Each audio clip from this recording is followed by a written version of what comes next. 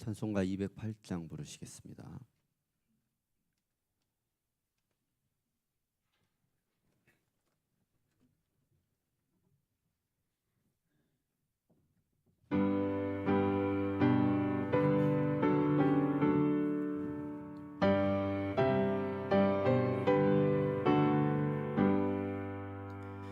내 주의 나라와 주 계신 성전과 피 흘려 사신 교회를 늘 사랑합니다. 내 주의 교회는 전성과 같아서 눈동자같이 아끼사 늘 보호하시네. 이 교회 위하여 눈물의 기도로 내 생명 다하기까지 늘 봉사합니다. 성도의 교제와 교회의 위로와 구주와 진언약을 늘 기뻐합니다. 하늘의 영광과 베푸신 은혜가 진리와 함께 영원히 시온에 넘치네.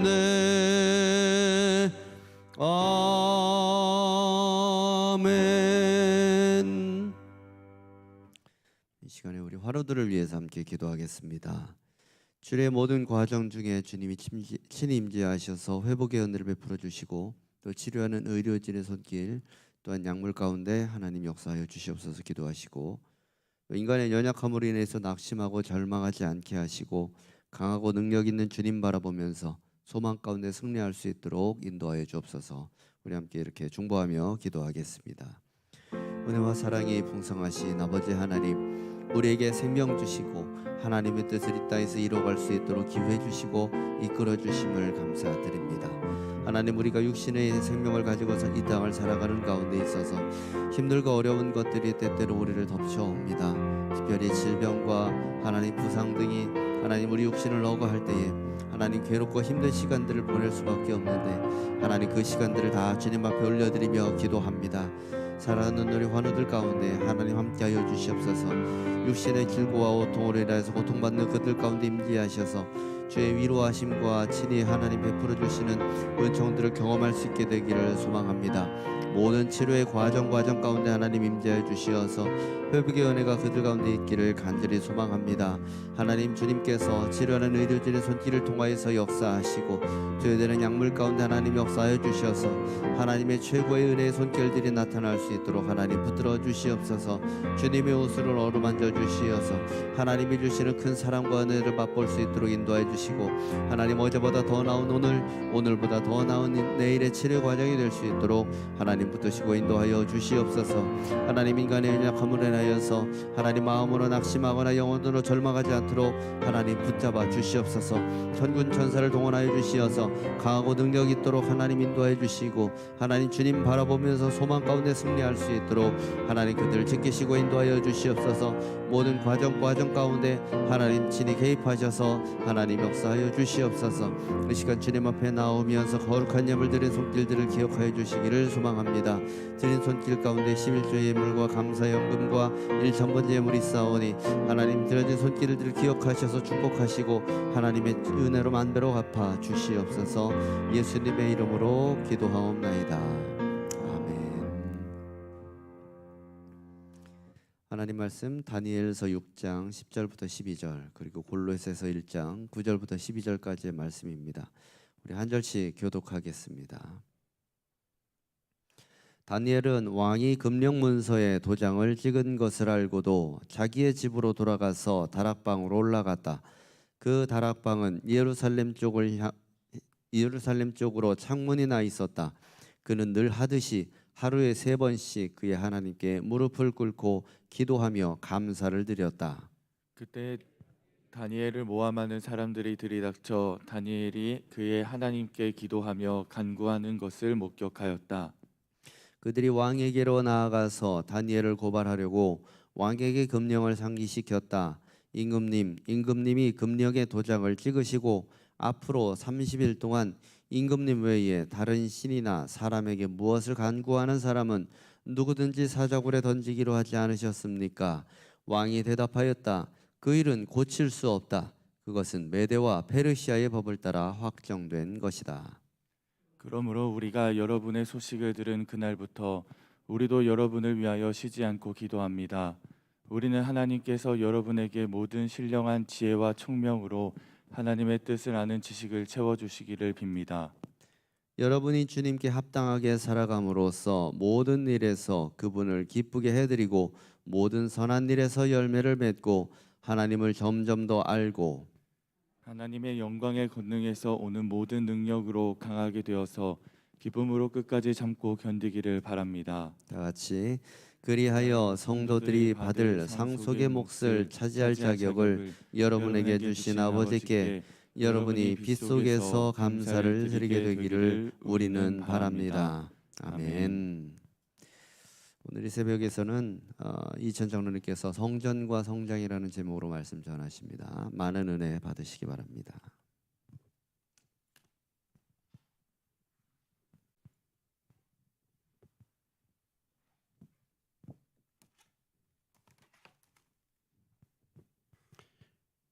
오늘 말씀을 전할 제목은 성전과 성장입니다. 성전과 성장이란 단어를 들으면 쉽게 그 의미가 떠오릅니다. 하지만 코로나 시대를 살고 있는 우리는 다시금 생각해 보아야 할 때가 아닌가 합니다. 구약시대의 성막은 출애굽 당시 시내산에서 하나님께서 모세에게 명령하여 만들어졌습니다. 그곳에서는 이스라엘 지도자인 모세와 만나기를 원하셨습니다. 성전은 성막의 발전된 형태입니다. 제1성전이라 불리는 예루살렘 성전은 예루살렘의 모리아산에 건축된 솔로몬 성전을 말합니다. 제2성전은 포로 귀환 이후 건축한 것으로 스룹바벨 성전이며 제3성전은 유대인들에 대한 유화 정책으로 건축된 헤롯 성전이 있습니다. 성전에서 사용하고 있는 성전이라는 말은 하나님의 집 또는 거룩한 집이라고는 뜻으로 사용하는 말입니다. 예루살렘 성전은 이스라엘 백성에게서 종교적인 중심지가 되었을 뿐만 아니라 날마다 제사장들이 제사 의식을 행하는 거룩한 처소로 사용되었습니다. 이 성전은 이스라엘 백성들에게 특별한 면이 있습니다. 그들은 집을 지을 때 하나님의 성전이 있는 곳을 향하여 짓는다고 합니다. 왜 이스라엘 백성들은 성전을 이토록 중요하게 생각했을까요? 왜냐하면 그 성전의 주인이 하나님이 되시기 때문입니다. 성전 중심의 신앙은 하나님 중심의 삶을 말합니다. 이스라엘 백성들은 어디에서 무엇을 하든지 하나님 중심의 삶을 살았습니다. 공부를 하든 사업을 하든 정치를 하든 그 중심은 하나님이 되십니다. 그렇게 하나님을 그들은 사랑했습니다. 신약시대의 성전은 어떻습니까? 택함받은 예수 그리스도를 통하여 하나님께서 죄의 권세에서 구원하여 주신 여호와이심을 알고 경외하며 섬기게 되는 것입니다. 예수 그리스도의 지체인 택함 받은 성도가 서로 연합하여 세워진 교회가 바로 신령한 참 성전입니다. 이는 예수 그리스도께서 신령한 참 성전이 되시기 때문에 그 지체인 택함 받은 우리도 신령한 참 성전이 되는 것입니다. 신구약 성전은 의미가 사뭇 다릅니다. 성전 본문 말씀에서 보듯이 다니엘은 왕이 금령문서에 도장을 찍은 것을 알고도 자기 집으로 돌아가서 다락방으로 올라갔습니다. 그 이유는 그 다락방에 예루살렘 성전을 향하여 창문이 나 있었고 그 창문을 통해 성전이 있는 방향을 바라보며 하나님께 하루에 3번씩 무릎 꿇고 기도하며 감사드렸습니다. 다니엘은 자신의 생명보다 높은 지위보다 하나님과의 교제의 시간을 즐겨했던 사람이었습니다. 성전 중심의 신앙은 복을 받습니다. 우리도 성전 중심, 하나님 중심으로 살아야겠습니다. 하나님 중심으로 살면 하나님의 은혜가 임하게 되고 절망이 희망으로 변합니다. 마음이 따뜻한 사랑의 사람으로 변합니다. 나는 죽고 그리스도가 살아납니다. 여러분이 성전 안에 하나님을 만날 수 있기를 축복합니다. 우리의 삶은 늘 크고 작은 시련과 역경의 연속입니다. 살아간다는 것은 우리에게 닥치는 여러 가지 도전과 어려움이 끊임없이 극복해가는 과정입니다. 질병, 사고, 가족과의 원치 않는 이별, 경제위기, 자연재해 등 커다란 시련도 있지만 하루하루 살아가면서 겪게 되는 사소한 갈등이나 작은 실수 등 자잘한 어려움도 우리가 극복해야 하는 시련 중에 하나입니다. 이런 시련과 어려움을 잘 극복하려면 우리는 어떻게 해야 할까요? 하나님께서는 우리 각 사람에게 개인적 관심을 갖고 대하십니다. 그렇기에 우리는 어엿한 하나님의 가족의 일원이 되었습니다. 하나님의 사랑에는 조건이 없습니다. 우리의 지은 죄로 하나님과의 관계가 깨어질 수 있습니다. 그렇기에 그 죄를 자백하고 돌이켜 떠남으로써 교제를 회복하는 것이 필요합니다. 하나님께서는 여러분의 모든 필요, 고통과 상처, 소원 등 다 알고 계시며 또한 당신을 지키시고 돌봐주십니다. 여러분을 향한 하나님의 사랑은 결코 변함이 없습니다. 지금 이 순간에도 하나님께서는 그 사랑을 여러분에게 쏟아붓고 계십니다. 그러므로 우리는 창조적이며 역동적인 사람이 되어 다른 이들에게 축복과 도전과 위로가 되기 위해서는 가장 창조적이며 역동적인 삶을 사신 분의 삶과 인격을 배워야 합니다. 그분은 바로 우리 주 예수 그리스도이십니다. 그분의 삶과 인격을 배우기 위한 지침서가 바로 말씀입니다. 그렇다면 하나님께서 성경 말씀을 주신 목적은 무엇이겠습니까? 성경에서 가르치고 있는 것들을 배우고 배운 것을 행하라고 주신 것입니다. 하나님의 말씀을 섭취하면 2가지 일이 일어납니다. 첫째로 영적으로 성장하기 시작합니다. 하나님께서는 우리가 신체적으로 성장하는 것처럼 말씀으로 인해 영적으로 성장하기를 원하십니다. 예수님께서는 사람이 떡으로만 살 것이 아니요 하나님의 입으로 나오는 말씀으로 살 것이라고 말씀하셨습니다. 둘째로 말씀 안에 거할 때 삶이 정결해지는 것을 경험하게 됩니다. 우리가 세상을 변화시키려면 그 일은 사람의 마음으로부터 출발하지 않으면 안 됩니다. 우리 모든 사람은 우울하고 울적할 때 실망과 낙심에 휩싸일 때가 있습니다. 바로 그때가 우리를 일으켜 주시는 하나님의 강한 손이 필요한 때입니다. 오늘도 하루의 첫 시간을 하나님의 성전에 오셔서 예배의 자리, 기도의 자리를 지켜주시는 성도님들의 귀한 발걸음에 깊은 감사를 드립니다.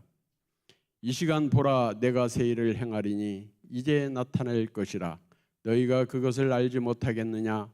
반드시 내가 광야의 길을 사막에 강을 내리니 교회표 말씀처럼 기사와 기적이 일어나는 축복의 시간 되시기를 축복합니다. 이 시간 함께하는 성도님들처럼 하나님께 쓰임받은 사람들은 매일 하나님과 만난 사람들이었습니다. 그들은 하나님께 기도하고 성경 말씀을 읽는 시간을 먼저 확보했습니다. 전화벨이 울리고 하루의 일과가 시작되기 전 이른 아침 잠자리에서 일어나는 대로 그 시간을 가졌습니다. 우리 대부분은 바쁘게 생활합니다. 그러므로 우리는 우선순위를 따라 시간을 사용해야만 합니다. 몸의 힘은 몸의 근육에서 나옵니다. 마음의 힘은 끊임없이 훈련하여 마음의 근육을 단단히 할 필요가 있습니다. 식물도 성장하려면 햇빛과 물과 양분 등이 필요합니다. 이렇듯 어느 누구든 성장하기 위해서는 꼭 해야 할 것이 있습니다. 곧 성장 조건을 갖추는 것입니다. 성장 조건만 갖추면 성장은 자연스럽게 일어나게 되어 있습니다. 성도님들의 영혼을 위한 양식은 바로 하나님의 말씀입니다. 따라서 하나님의 말씀을 섭취하는 훈련을 해야만 영적으로 성장이 이루어집니다. 사람은 혼자서 강할 수 없습니다. 우리가 한층 더 자기 자신을 사랑할 수 있으려면 남들로부터 사랑을 받을 필요가 있습니다. 더 많은 사랑을 받기 위해서는 우리 인생에 있어서 속마음을 터놓을 수 있는 사람이 있어야만 합니다. 그리스도가 중심이 되는 삶을 사는데 꼭 필요한 것은 그리스도인의 교제입니다. 하나님의 자녀들은 서로의 삶을 교제를 통하여 격려를 받고 힘을 얻게 됩니다. 같은 믿음을 가진 형제 자매들과의 풍성한 교제가 참된 그리스도인으로 살아갈 수 있는 원동력이 될 것입니다. 함께 기뻐하고 함께 슬픔을 나눌 때 기쁨은 배가 되고 슬픔은 위로로 인하여 약해져 갑니다. 그렇습니다. 우리는 서로가 필요합니다. 그리스도인의 교제는 우리의 영적 성장을 돕는 훌륭한 수단이며 우리의 삶에 기쁨과 힘을 주는 수단이기도 합니다. 저는 주님을 영접하였을 당시 주님을 알아가고 싶은 마음이 너무도 간절하였습니다. 이 간절한 마음은 예배, 교육, 목장 모임의 전신인 속회 및 선교 모임에 열심히 참여하는 열정으로 승화되었습니다. 시간이 흐르고 주님의 마음을 알아가면서 믿음도 성장해 갔습니다. 그때 당시 새벽 예배 시간에 선교회별로 특별 찬송하는 시간이 있었습니다. 요즘처럼 인터넷이나 휴대폰 등 접할 수가 없던 시대였습니다. 찬양에 대하여 알고 부르기 위해서는 찬송가가 수록된 카세트 테이프를 듣는 방법밖에 없었습니다. 구입한 테이프를 암송할 정도 될 때까지 듣고 또 들었습니다. 그러다 보니 찬양을 모르던 제가 조금씩 찬양에 대하여 친숙한 정도로 변해 갔습니다. 이때쯤 제 마음속에서는 찬양을 하고 싶은 간절한 마음이 생겼습니다. 그래서 용기를 내어 시온 찬양대에 입단하게 되었습니다. 처음에는 그냥 좋아서 하는 찬양이었지만 오랜 시간 대원들과 찬양대 봉사를 하다 보니 찬양에 대한 훈련도 될 뿐만 아니라 찬양 안에 하나님의 한없는 사랑의 마음이 담겨져 있음을 알게 되었습니다. 때로는 절절함으로, 때로는 마음을 만져주시는 성령님으로 인하여 눈물이 저도 모르는 사이 하염없이 두 볼에 흘러내릴 때도 있었습니다.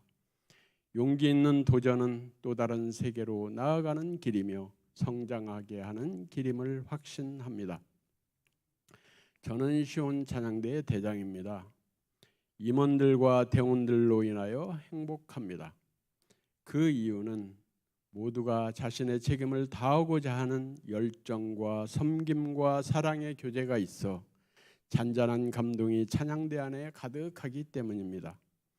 찬양의 하모니를 이루듯 부족함이 있을 때는 서로 채워주고 기쁨은 함께 나누고 슬픔은 서로 위로하고 기도하며 나아갑니다. 이런 공동체가 우리를 더욱 영적으로 성장하도록 인도하여 줍니다. 득점왕에 오른 손흥민 선수가 세계적인 훌륭한 선수로 거듭날 수 있었던 것은 아버지와 그 혹독한 훈련이 있었기 때문입니다. 꿈을 가지고 도전하고 훈련하는 사람은 충분히 성장되어 갑니다. 코로나로 인해 온라인 예배에 익숙해졌고 홀로 TV 시청하는 것도 편해졌습니다. 이제는 성전 예배를 회복하고 오직 말씀과 기도로 양광 가족 모두가 성장해 가는 기회가 되었으면 좋겠습니다. 들어주셔서 감사합니다. 기도하겠습니다. 우리를 사랑하여 주시는 하나님 아버지, 오늘 성전과 성장이라는 제목으로 말씀을 전하였습니다. 성전을 향한 마음과 성장을 위한 날마다의 삶을 살 수 있도록 우리 모두를 축복하여 주시고 인도하여 주옵소서. 감사드리며 예수 그리스도의 이름으로 기도합니다. 아멘.